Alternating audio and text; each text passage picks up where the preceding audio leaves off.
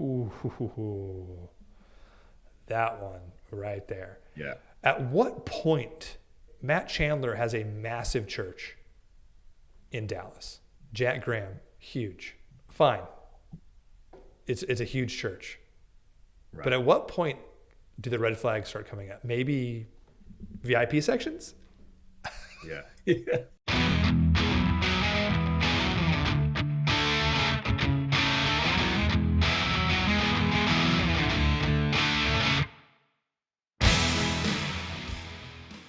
Welcome back to the Provisionist Perspective.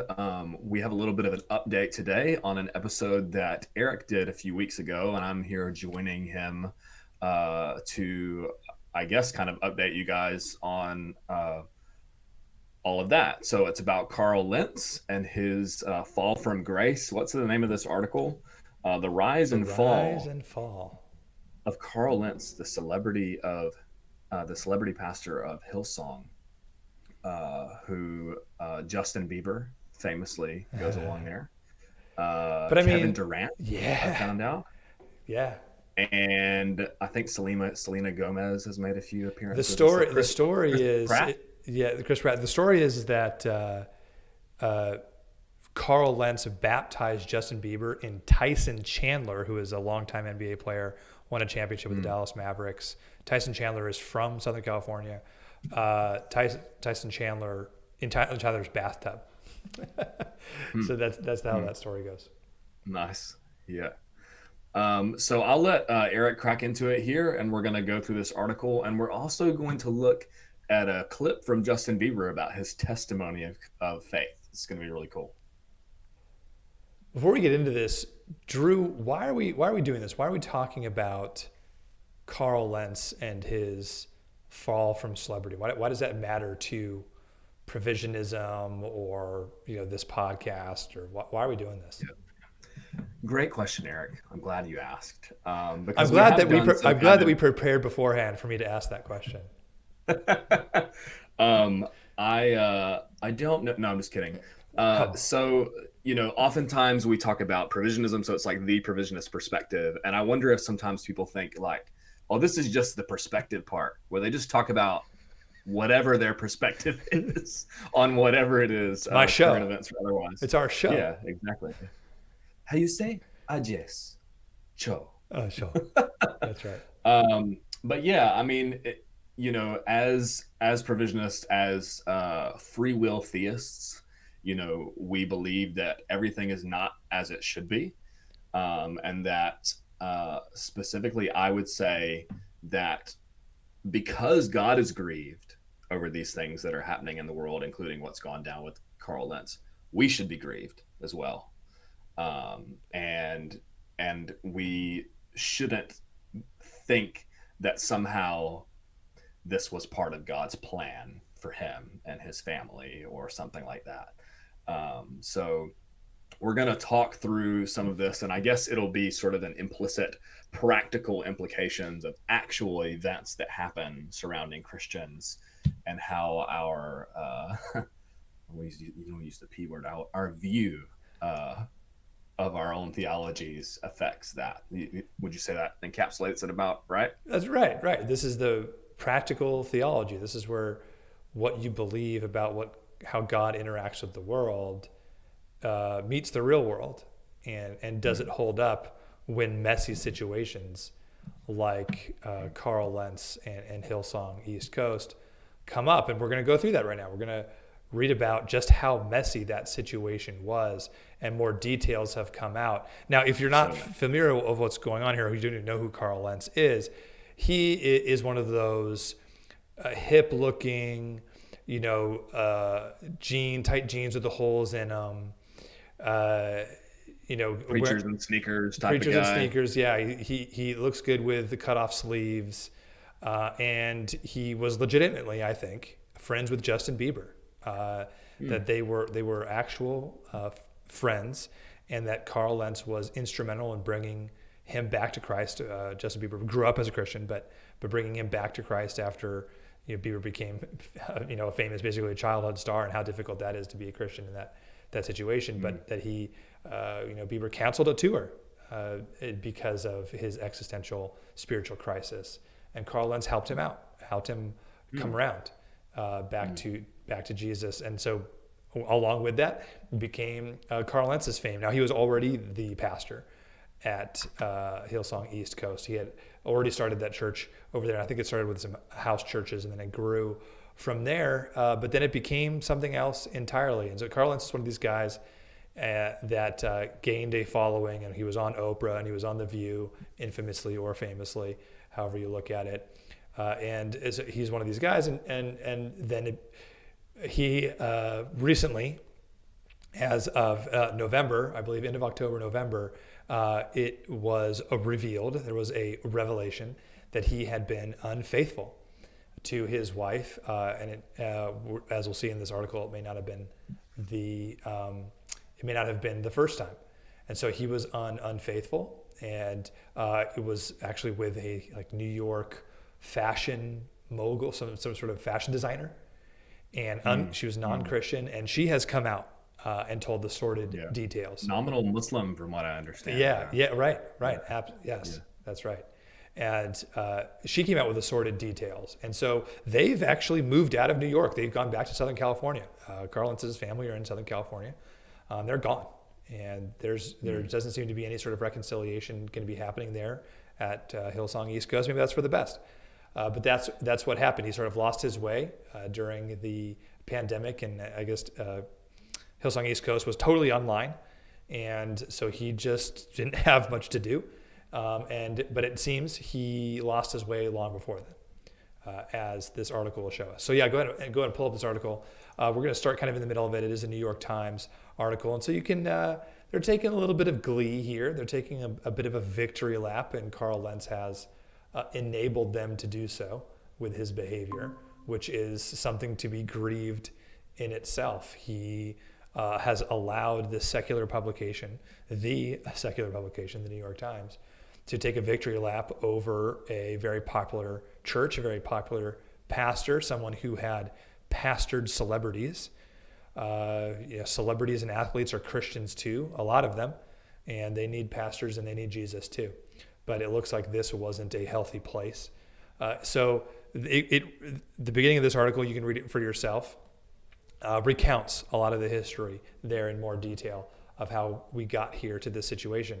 But it says right there that, thanks in part to Mr. Lentz's high profile, Hillsong's New York branch appeared to thrive. The church had started as a series of small group meetings in apartments across the city, began to gather. Maybe I can talk. Maybe I can read. Would that begin? Let's try that again. Began gathering at the downtown concert venue, Irving Plaza. Then at the larger Hammerstein Ballroom, and then at United Palace, a venue that advertises itself as Manhattan's fourth largest theater. Wow. That's amazing. That must have been amazing place to go for church. The New York church, which reported a weekly attendance of more than 7,000 people last year, soon started outposts in Montclair, Norwalk, and Boston. Norwalk, Connecticut, and Boston. So it was expanding. Right? His influence, the influence of that church, was expanding. These 4 locations became known as Hillsong East Coast. It is seeker sensitive. I think you can skip a little bit down there. Mr. Houston's rules for leaders in Australia instructed Hillsong's sermon leaves people feeling better about themselves than they came. That's obviously not our background. That's not where we come from. We come from more, preach the Bible, exegesis. Step on my toes. Yeah, please make me feel worse about myself. No, I mean, challenge me. Challenge me. With your sermon, I want to feel challenged, not necessarily uplifted. In that sense. So because of his profile, the church was thriving. There were 4 locations. Now here's where it gets into these New York Times, as they are wont to do, was able to get some former volunteers to spill the tea here, and they got some tea from these former volunteers, and here's what they have to say. At Hillsong, living well and looking good are sometimes framed as forms of evangelism. Okay.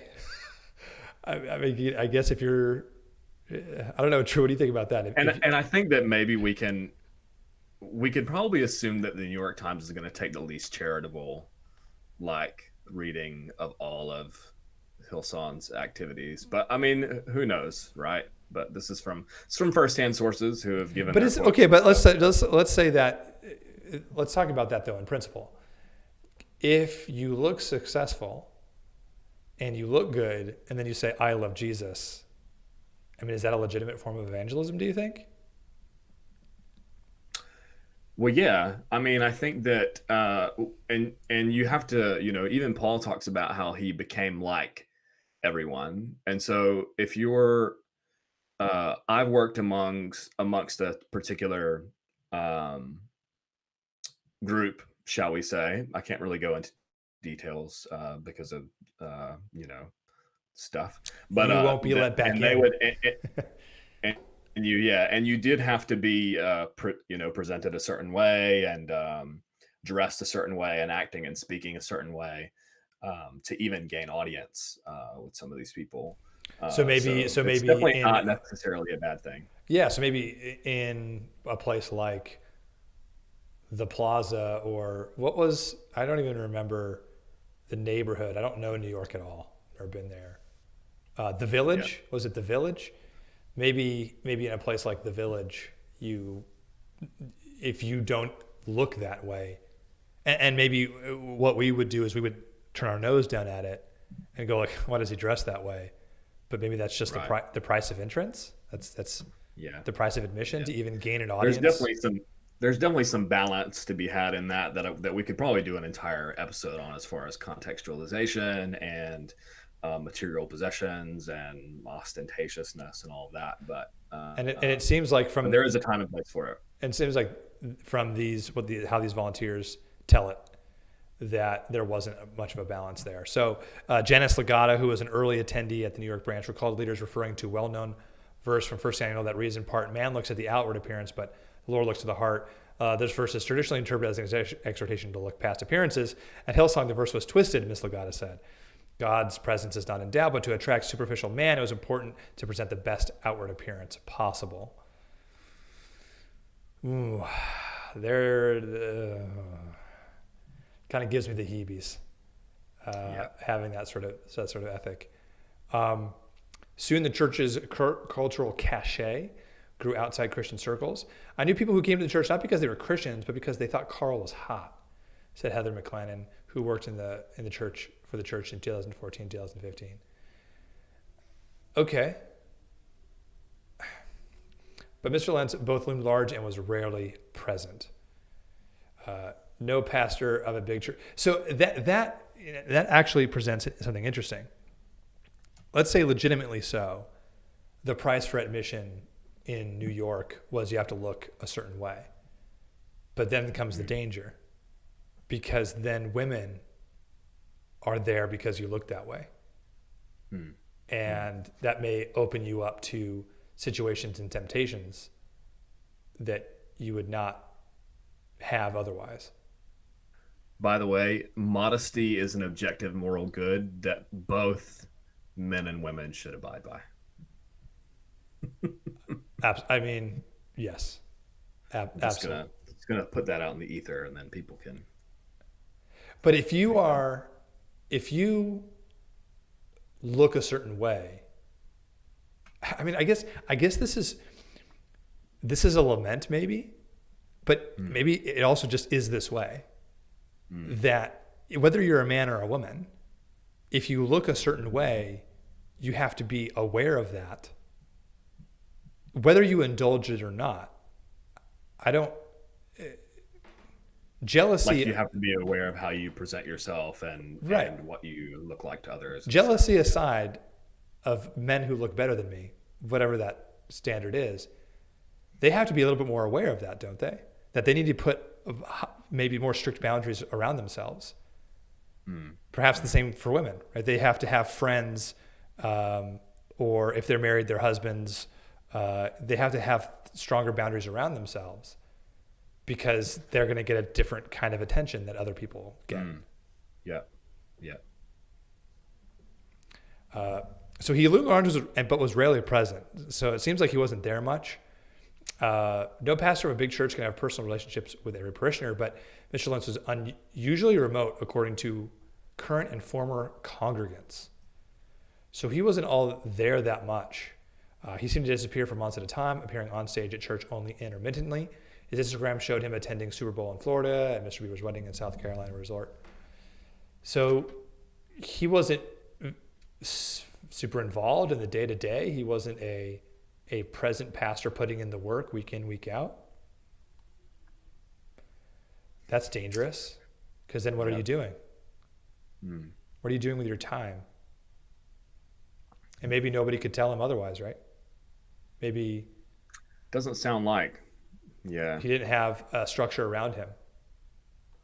Yeah. Which I think we'll get into a little bit here, because the comments from the head pastor over in Australia, Mr. Houston, come up, and they were baffling to me. But, Here we go. When he did appear on Sundays, he rarely mixed with churchgoers. On Sundays, a team of congregants worked as volunteers, prevented anyone without the right badge from wandering backstage. And only a few had clearance to enter the green room stocked with lavish catering spread and changes of clothes to fit Mr. Lentz's increasing particular tastes. This one is a little bit like, that's normal in all churches. Like, you're not supposed to go backstage if you're not supposed to be there. Yeah. Right. You're not going back into the offices where the pastors relax in between services or after services, or, stop them as they try to go out the door to go back to their families. Like, this one is kind of, okay, he ran a big operation and he was a celebrity. And so there's pitfalls that come with that, and people were trying to sneak backstage maybe is one of them. That one seems kind of innocuous to me. This one though is not. I don't know. What do you think about that before I go on to the, carry on. I think that's good. Yeah. The church seemed to go out of its way to cultivate a hierarchy of coolness. A reserved seating section for VIPs appeared at the front of the church. That one right there. Yeah. At what point? Matt Chandler has a massive church in Dallas. Huge. Jack Graham, huge.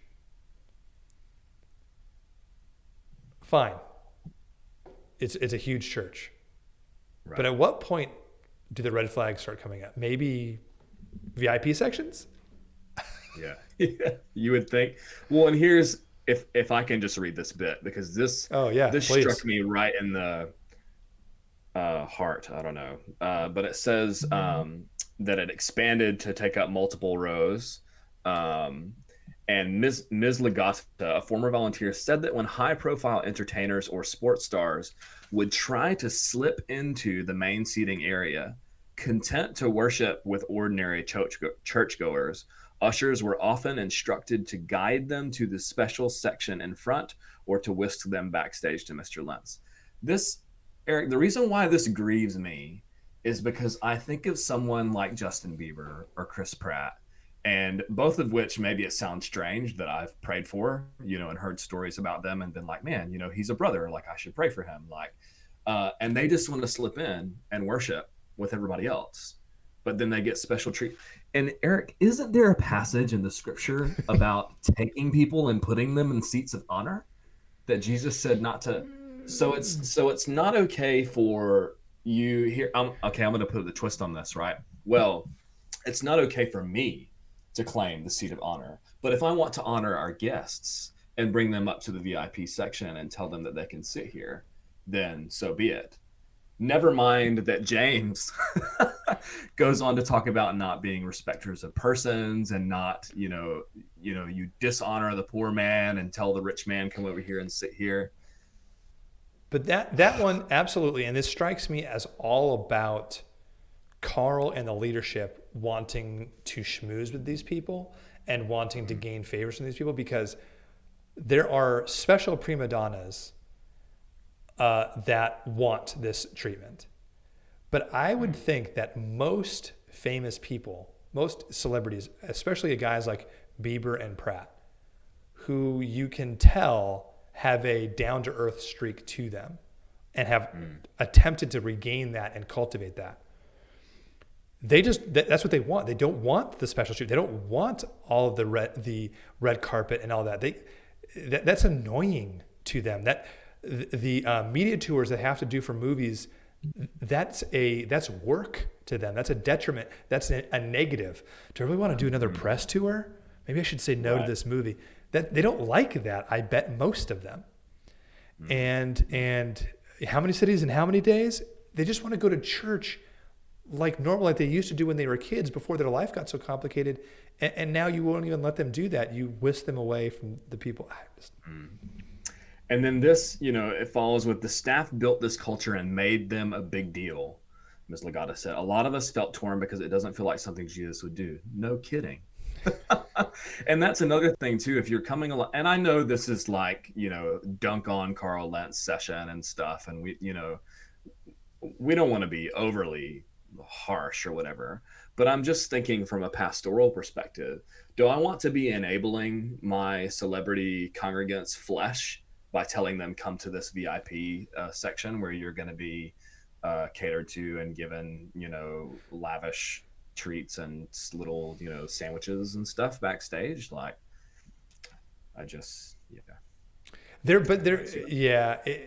There are examples, though, of people arguably bigger than Carl Lentz, totally different Christian worlds, but John Piper is probably bigger, and he hasn't taken a red cent from any of his book sales. Not a red cent. There's structures you can put in place to prevent this sort of thing, even if everybody around you is like, oh, John Piper. Yeah, right. John, for all of the disagreeing that we do with John Piper, he's left himself above reproach in a lot system. Absolutely. And that should be commended. 100%.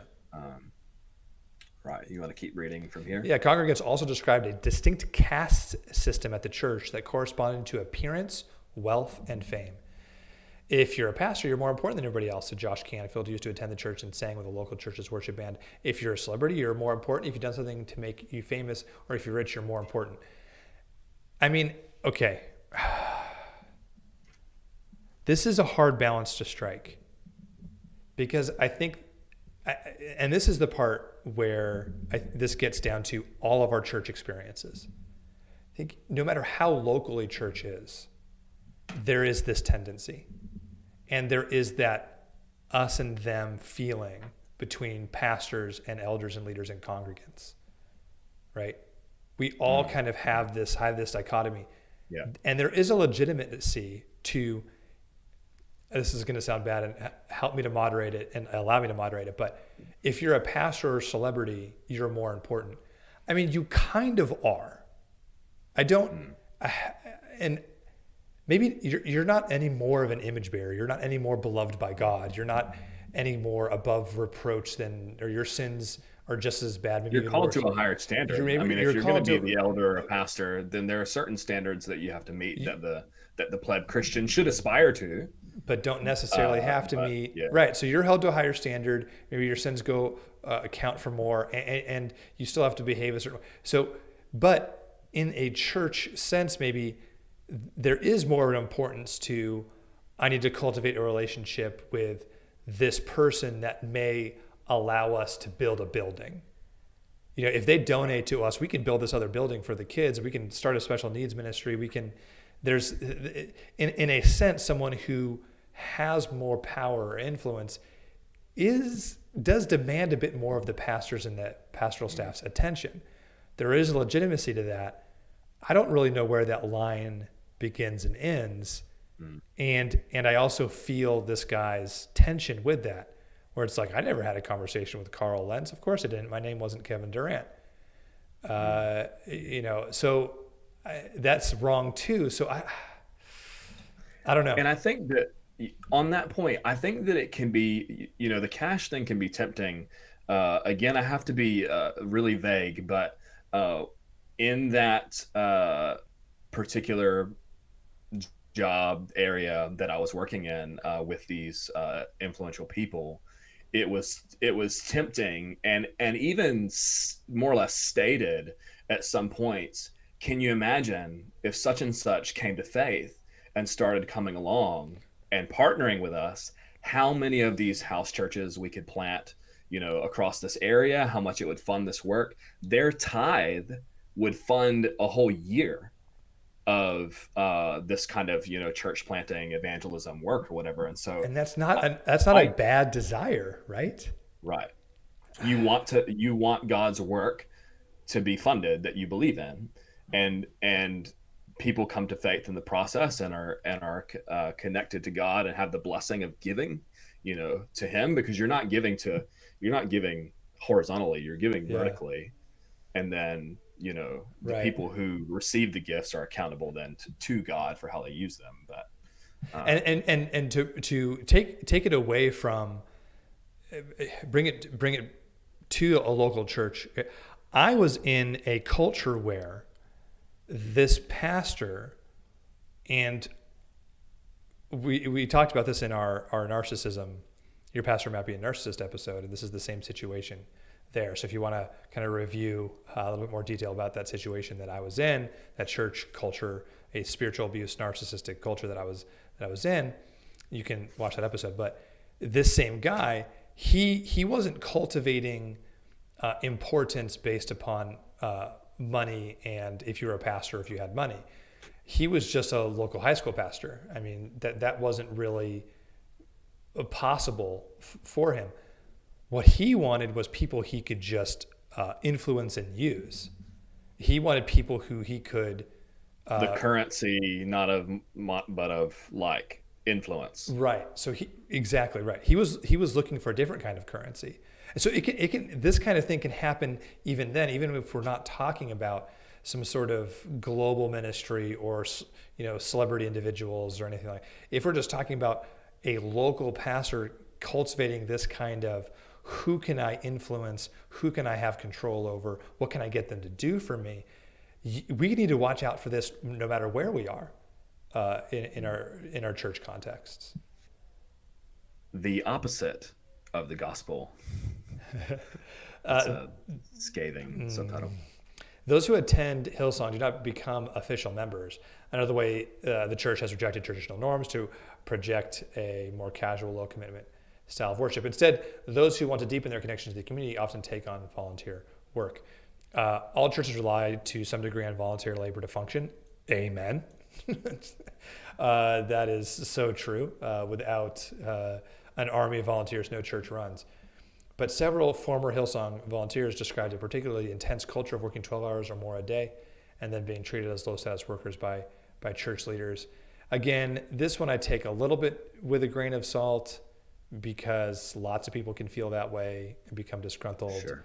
It seems like all they you didn't have have to do a is good... find four, and then you can say several. Yeah, exactly. And, it seems like they did not have a culture of support for their volunteers, which can lead volunteers feeling burned out. So they didn't do a good job of that at all, because these volunteers felt totally free to spill tea to the New York Times. But after the staff enjoyed catered dinners and Saturday evenings at their church offices, volunteers would be summoned from home to come in and clean the kitchen. Whew, man. According to Miss Callahan, McClanahan. So, see? That was terrible. According to Miss McClanahan, who worked for the church and was also close to the leaders, including the Lentzes. Miss McClanahan recalled attending, along with Miss Lentz, they're calling Carl Lentz's wife Miss Lentz for some reason, a birthday party for a pastor's wife in a private room in a Williamsburg restaurant, and seeing a friend who was at church volunteer sitting at the edge of the room. The volunteer had enlisted to drive partiers home in the wee hours of the morning, but had not been invited to enjoy the party himself. Here, you sit here, and I'm gonna go over here and eat with the rich people. I mean, they're drinking their own Kool-Aid, and it's just like this culture they had over there. Mr. Lentz seemed to surround himself with people primarily concerned with protecting his reputation. So there we go. He did not have a culture of and people around him who could tell him no. Melissa Zaraski, a volunteer who helped to lead regular meetings of congregants for a year, said she heard rumors about Mr. Lentz's inappropriate behavior with women in 2017. Although she had not witnessed any incidents herself, she and her co-leader felt obligated to report it to staff leaders. This makes sense to me. You think, oh, well, even though she didn't see it, But you hear about these things.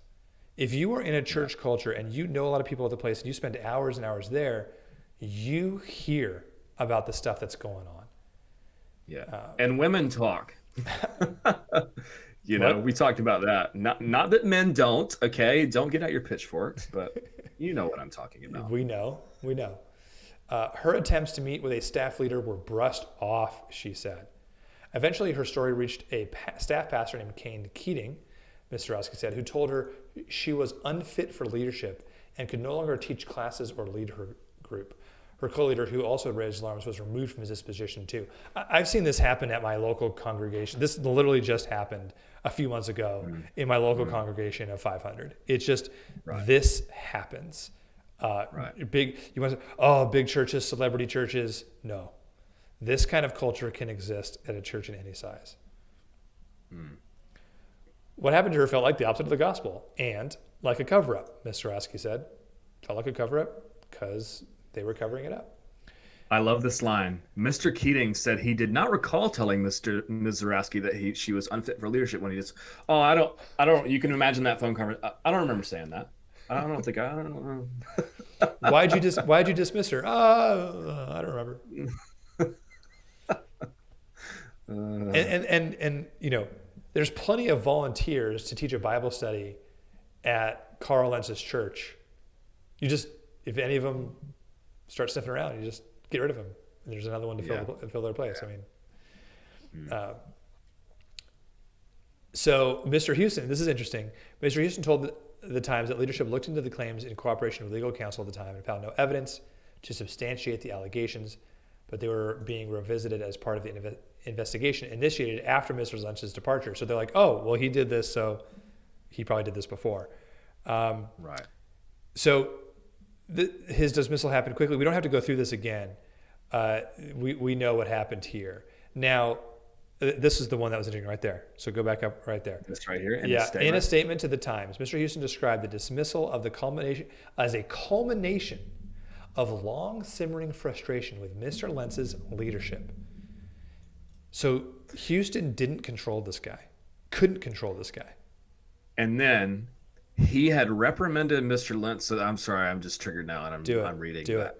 He had reprimanded Mr. Lentz at other times over the years, he said, including after the pastor was photographed doing shots with Bieber. He said he had 3 meetings with Mr. Lentz over the summer to discuss leadership issues. And then this is just, first of all, the guy, surely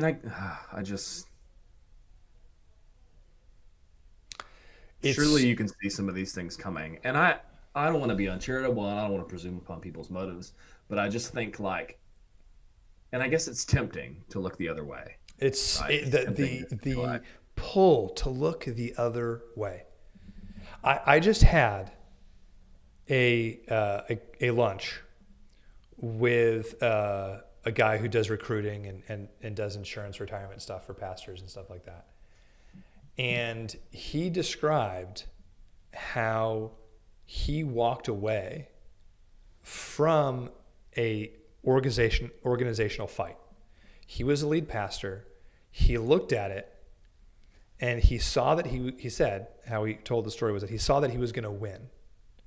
He was, in prayer thinking about this, and he saw the vision of himself winning, but he was standing over the battlefield littered with corpses and debris and destruction.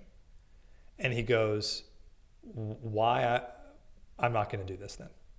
If I'm going to win, and what I'm going to win is a pile of ash, then I'm going to walk away. And he walked away. And just from hearing him how he was telling it, and I felt it, and I just said, the pull of that. And he goes, oh man, the pull to win, the pull to keep power. And again, you think this is just celebrity churches, 10,000 congregant churches. This happened in my congregation of 500. The head guy was directly challenged, and instead of looking at the battlefield and going, I can win, but what wreckage will I leave in my wake? But instead of doing that, he goes, Let's go. And he won. Mm. He won. And now the battlefield is still burning. Right. Mm. Yeah. Now we have just a few more minutes left. This next part's, I feel like, too triggering in terms of how long we're going to talk about it It's to read. just do it. Just All read right. it, and then we're triggered. All And right. we'll leave it Here with we the go. triggering. All right. Mr. Houston, this is the lead pastor of all the church in Australia that confronted Mr. Lentz. And it says, Mr. Houston has been forced to confront scandal before. An Australian commission found in 2015 that he had failed to inform the police about child sexual abuse accusations against his own father, another prominent pastor in Australia. Mr. Houston's father was accused in the late 1990s of sexually abusing a young boy decades earlier. Mr. Houston pressed his father, who has since died, into retirement when he found out. Soon after, the two churches merged and were renamed Hillsong. This actually strikes home for me because I have a friend who is or was a Christian who is now in prison for this. And I think he's serving, I think it might be 14 years. And I don't think any of my other friends will or are listening to this, but let me just say it this way. If I find out, if you tell me in confidence of confession or something that something like this is going on, I love you, brother, but I'm going to the popo. I'm going to the police. I love you. I'm sorry. You're going to jail. There are ministries in jail. There are churches in jail where you can get the help you need prayerfully. But this is just unacceptable. My mouth hit the floor when I read this. And so this I don't want to use the word DNA because I feel like that's poisoning the well. But if this is the man that was holding Mr. Lentz accountable, then I don't know. He doesn't have a history of making these tough decisions that are going to cost him power or influence. That would have that if he had reported his father, Oceans, the song would not exist. All this other music that's come out of Hillsong would not exist. True. It would all be. But and also, and maybe he's learned from this experience, because what they did is they hired a third-party external New York law firm to investigate what was going on at Hillsong. And so Houston's not involved in this. A law firm is handling all of this. The fallout of this will continue, and we will continue updating this as it goes. But we can say that this was not God's plan for Carl Lentz, for Hillsong to have this sort of DNA, to come out and be merged off of something like that. And then for years later, maybe not unconnected, maybe a part of Houston's inability to see this in people. This was not God's plan for a church who was, catering to a population maybe we don't understand, but a population that still needs Jesus. And was able to make headway with people who I could never touch, who many of us could never touch. And yet now all of that is burning in ashes, and who knows what the outcome of this will be. But this was not, God did not decide this. He doesn't want this in any way. And this could have been different if... And you feel... Sorry. No. In many ways, it could have been different. Yeah, absolutely. And you feel for congregants, for new believers like Justin Bieber, who was friends with this guy and has to be thinking like, what do you like? How do you deal with that when somebody that you admire and you look up to? How does that affect your faith? How do and I think that you have to know that it grieves God, that God didn't want this to happen, and that He wanted Carl Lentz to live in holiness and to humility and accountability and all of those different things. Um, and so maybe we conclude this episode by saying, as pious as it, and weird as it may sound, these are people, Carl Lentz and Justin Bieber, that we can pray for.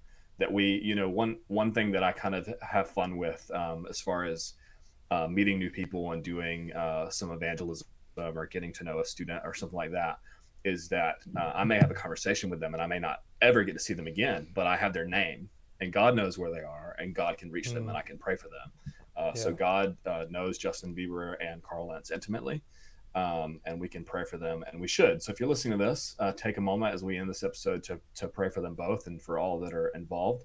Thanks for joining us today on our episode where we gave a little bit more of the perspective side of the provisionist side. But on the provisionist side of things, we want to give Justin Bieber some airtime here. He has a video testimony, a full interview that you can watch. I've watched at length of a Kiwi guy from New Zealand interviewing him about his life, and he gives testimony of his faith, and it's great. So we're going to listen to this, and Bieber's going to close us out. But in a way, you're kind of trying to get better because you recognize there's something that is unresolved here in a weird way. Right. I just didn't know what the heck was going on. And so I really took a deep dive in my faith, to be honest. I just went deep into I believed in Jesus, but I never really when it says following Jesus is actually turning away from sin. And so there's no, what it talks about in the Bible, it's there's no obedience. There's no faith without obedience. So it's I had faith about I believe Jesus died on the cross for me, but I never really implemented it into my life. I never was I'm gonna be obedient. So I was I wasn't sleeping around. I wasn't doing a lot of stuff. I just was kind of by myself. And how did you who helped you come to that? Because I'm sure there are a lot of, and I don't mean this in a judgmental way, it's just humanity and everyone's on their own journey. There are a lot of people who are practicing one belief or another, but as you say, it's different when you say it as opposed to actually acting within its guidelines, which are there to give you ultimate focus, right, on what's important. So when did you decide to actually move within the guidelines, and how did you find yourself away from, I believe in Jesus, but I'm going to drink or do drugs or sleep around or all these other distractions? How did you get out of that world? What was the turning point for you? I think it was my perception of who Jesus really was, I'd had really bad examples of Christians in my life who would say one thing and do another. So they were my direct example of who Jesus was. That's why you didn't take it seriously. I didn't take it as seriously because I didn't have good examples. Good role models. And so I think the more I really looked at the character of who Jesus really was. Did you grow up in a Christian household? I grew up in a Christian household, yeah. But my mom was, she was really hurt growing up. She had so many things going on in her life, so she was navigating her faith journey.